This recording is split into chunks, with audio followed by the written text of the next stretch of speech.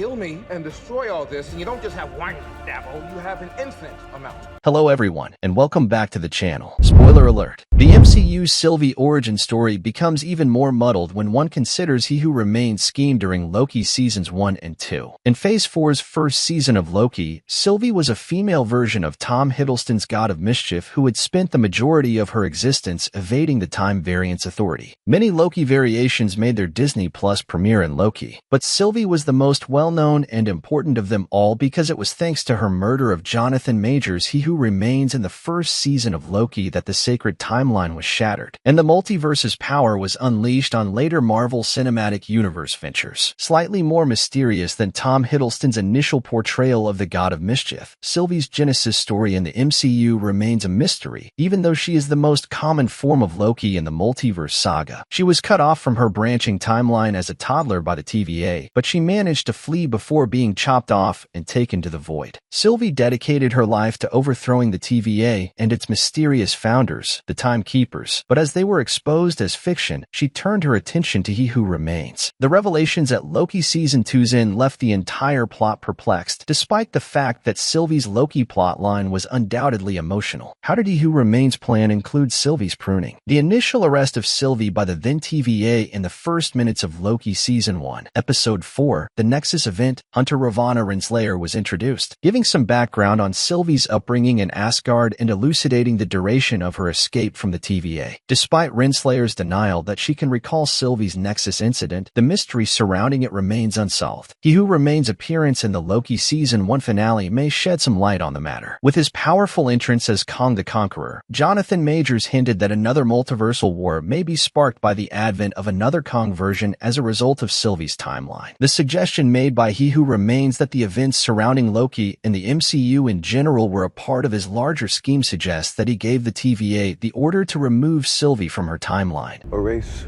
her memories. Are you sure? Knowing that she would eventually kill him, he took this action with the knowledge that Loki would use his time-slip powers to return and maybe murder Sylvie in order to strengthen He Who Remains' status as the sacred timeline's protector. He Who Remains used Sylvie as his own murder weapon, which made his plot to repeatedly have himself killed unethically complex. But he overlooked one very important aspect.